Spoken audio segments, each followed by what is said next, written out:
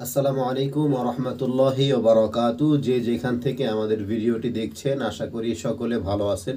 আপনাদের প্রত্যেকের নেক হায়াত কামনা করি আমরা আরও একটি চমকপ্রদ ভিডিও আপনাদের সামনে নিয়ে আসলাম। আপনারা জানেন, ধারাবাহিকভাবে আমরা কালামুল্লাহ শরীফের প্রত্যেকটা সূরার কি ব্যাখ্যা হতে পারে সে ভিডিও আপলোড করে যাচ্ছিলাম। তো আজকে হলো অষ্টম পর্ব। ইতিপূর্বে 7টি পর্বের মধ্যে অনেকগুলো সূরা চলে গেছে, আপনারা সেগুলো দেখে নেবেন, জেনে নেবেন। অনেক সময় তো ব্যস্ততার কারণে এই সমস্ত জিনিস জানা হয় না। যদিও অনেক ব্যস্ত থাকেন, তারপরেও কালামুল্লাহ শরীফে এই সূরাগুলো স্বপ্ন দেখলে কি হয় আপনাদের প্রত্যেকের জানা দরকার। প্রিয় বন্ধুরা, যারা ইউটিউব চ্যানেল থেকে আমাদের ভিডিওটি দেখছেন, চ্যানেলটি সাবস্ক্রাইব, যারা পেজ থেকে দেখছেন পেজটি ফলো করে আমাদের সাথে থাকবেন। প্রিয় বন্ধুরা, আজকে যে 3টি সূরা নিয়ে আমরা আলোচনা করব, তার প্রথম নাম্বার সূরা হলো সূরাতুল আম্বিয়া, 2 নাম্বার সূরা হলো সূরাতুল হজ্জ, 3 নাম্বার সূরা হলো সূরাতুল মুমিনুন। এই 3টি সূরার মধ্যে এই 3টি সূরা যদি আপনি স্বপ্নে দেখেন, ব্যাখ্যার মধ্যে কি কি বিষয়গুলো রয়েছে আমরা আজকে আলোচনা করার চেষ্টা করব। প্রিয় বন্ধুরা, স্বপ্নে যদি কেউ সূরা আম্বিয়া তেলাওয়াত করতে দেখে, আল্লামা ইবনে সিরিন রহমতুল্লাহি আলাইহি বলেন, কেউ যদি সূরা আম্বিয়া তেলাওয়াত করছে স্বপ্নের মধ্যে এমনটা দেখে, তাহলে আম্বিয়ায়ে কেরাম অর্থাৎ নবীগণ যে পৃথিবীতে ছিলেন, নবীগণের যে গুণাবলী ছিল, তাদের যে গুণ ছিল, যে গুণের কারণে শ্রেষ্ঠত্বের কাতারে ছিলেন, যারা সূরা আম্বিয়া স্বপ্ন দেখবে তারা নবীদের সেই গুণগুলো অর্জন করবে, অর্থাৎ তাদের মধ্যে নবীয়ানা গুণগুলো প্রকাশ পাবে। আলহামদুলিল্লাহ, খুবই চমকপ্রদ ব্যাখ্যা।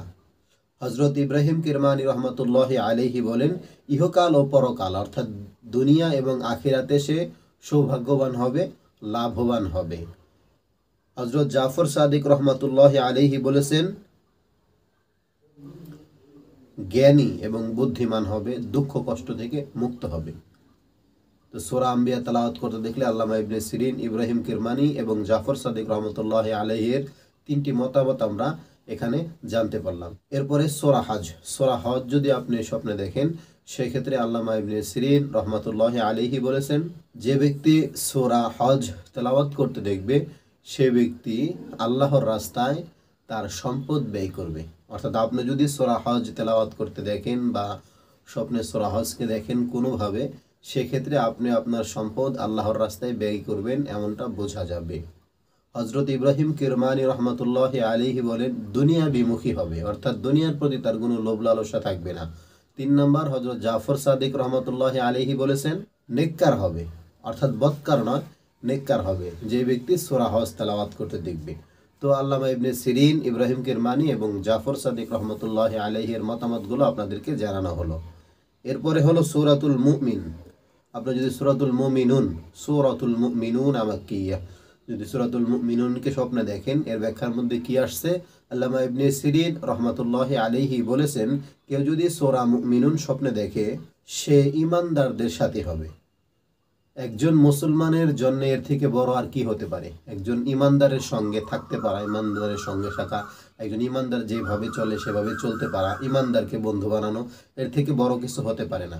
এরপরে হযরত ইব্রাহিম কিরমানি রহমাতুল্লাহি আলাইহি বলেছেন, দিনের কাজে মজবুত হবে এবং সৎ চরিত্রবান হবে। দিনের কাজ মজবুতির সাথে করবে, মজবুত হবে এবং সৎ চরিত্রের অধিকারী হবে। প্রিয় বন্ধুরা, আমরা 3টি সূরা নিয়ে আপনাদের সঙ্গে আলোচনা করলাম, আশা করি আপনারা সকলে বুঝতে পেরেছেন। এরপরেও যদি আপনাদের কোনো প্রশ্ন থাকে বা যে বিষয়গুলো আমরা আলোচনা করলাম এর বাহিরেও যদি কোনো স্বপ্ন আপনারা দেখেন, আমাদেরকে কমেন্টস করবেন, ইনশাআল্লাহ আমরা সেগুলোর উত্তর দেওয়ার চেষ্টা করব।